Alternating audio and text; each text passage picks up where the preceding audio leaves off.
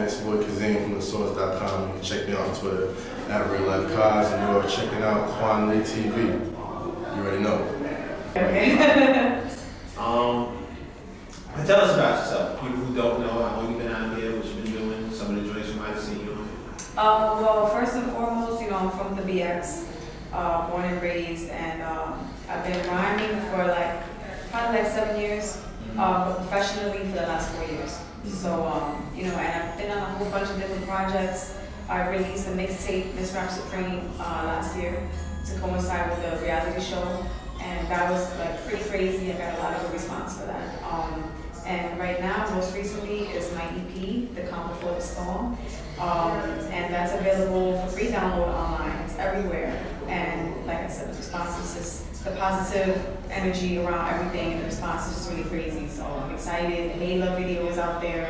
Check for that. You might know me from the BX Till I Die video, which was nationwide on Music Choice. A lot of people hit me up about that too. So, I'm here and there and everywhere. It's a lot of big moves for such a little woman. I'm trying, working hard. Let me ask you a couple questions. As a female in this industry, I know it's got to be rough. You guys deal with a bunch of different issues. What are some of the things you feel you've run into during that stand out in your mind first? Just the first thing is just people's opinion is low of female MCs in general, and they expect you to fit into certain categories. One of them is you either gotta be thug lifed out, you know what I'm saying? You gotta be hard body and just spit that crazy ghetto street bars. And if you don't, then they expect you to be over sexified, and just showing off the to everybody, you know what I'm saying? So it's either or. When you don't really do one or the other, it's kind of hard for them to grasp, exactly if you're an MC or not. They just, that's just what I come across all the time. People just off the bat, just seeing me, they think I'm an R&B singer. They would never ever think that I'm a rapper and that I can actually spit bars or whatever. Half the time they don't even know what nationality I am. So I had a lot of challenges, just off appearance, and then musically, being a female, it's a male-dominated industry, and men are coming at you in all different kinds of ways, other than the professional, let's get some work done kind of way, which is what I'm trying to get done. So, it's a whole bunch of things you have to combat, but I know coming into this, I know it was something I would have to deal with. It comes with the territory, and if you're hungry enough, it's all worth it at the end of the day. So your looks have kind of been a gift and a curse for you. As many doors as they open, they also welcome in some uninvited attention. Right.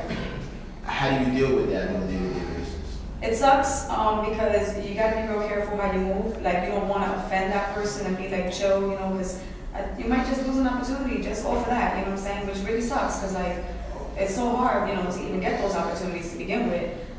So you really gotta play the fine line, you know what I'm saying?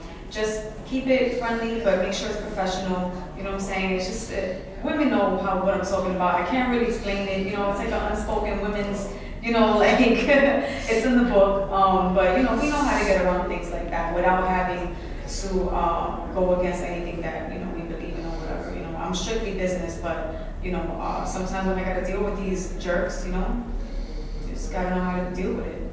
Does it make it more difficult for you to have a social life?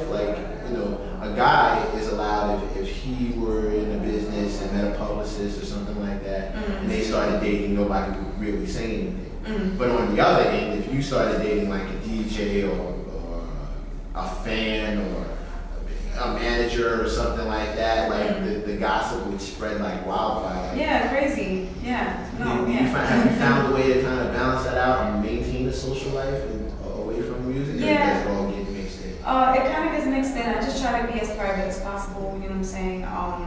And I don't really tell my business to a lot of people, especially because I have a lot of friends in the industry that are my friends, but they're industry folk. So I keep that in mind. All right, well, if you're a writer, what am I going to do telling you my business?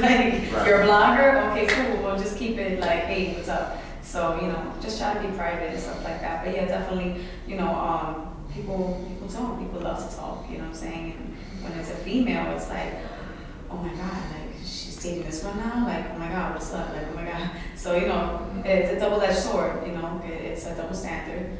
And, I don't know. This guy just keep moving.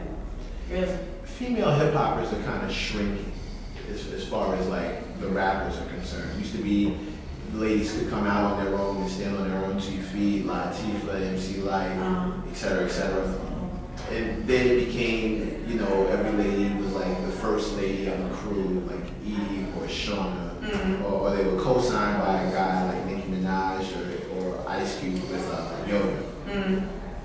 Where are we today? Like now it seems there's so few female MCs that even close down the category in the Grammys and, you know, in the award shows. You know, I've actually been said that this is so funny you say that because I was like trying to make it like I was adamant about coming out by myself. And I was like, I don't want any cosign like that, you know what I'm saying? I don't want to have to be a first lady. I just, you know, why can't I just make up music and put it out? You know, and I was told over and over again, you need the cosign, you can't do it by yourself, not need to, you need to align yourself. And at this point, I'm doing it. Like, I don't care, you know what I'm saying? Like, I have yet to be somebody's first lady. I have yet to get like an official co-sign from like another artist or whatever, like, yo, she's down with my team or whatever. Nah, forget that, I'm just doing it. I mean, where are we in general? Yeah, it sucks, like that's what people expect. Yeah, it's really, really difficult.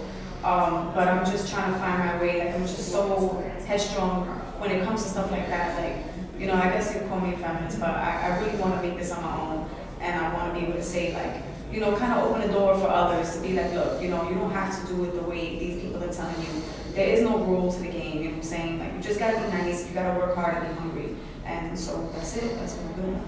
Well, now, one of your intentions is to go back and help the next person, but there does seem to be a lot of that happening. Like, you don't see a lot of, you know, the OGs as far as female MCs are concerned, going back to collect, you know, some of the up-and-coming females. Whereas Wayne will go out and get like a whole crew of dudes for his new label or whatever. And you don't see like MC Light building a female crew. Like, why do you think there's not that same camaraderie amongst the females? Your impression? I think that it's a really, really cutthroat business when it comes to female MCs.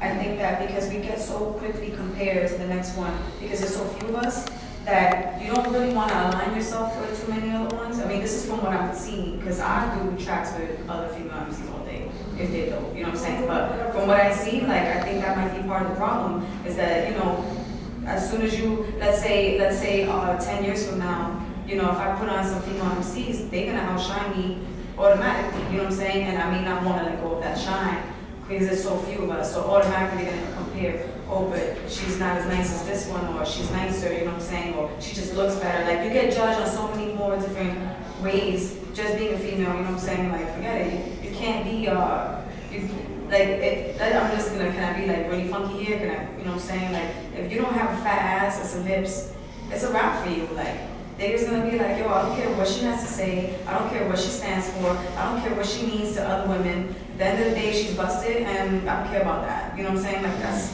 really, you know, and I'm dead out. Like, I see it all the time. I have mad guy friends, and that's what they look at, you know what I'm saying? And it's just a really, really, like, fucked up situation for female MCs. With that being said, what keeps you here? The love, you know, just the drive, like the ambition.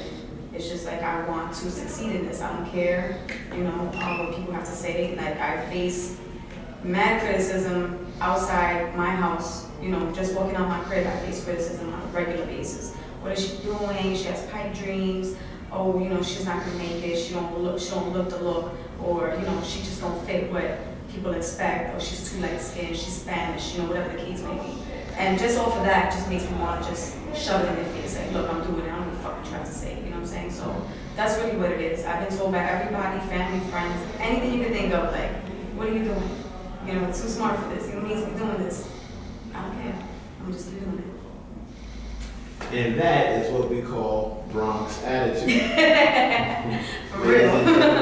This is Source Magazine, this is thesource.com, and that is Mala Reignz. Yep. We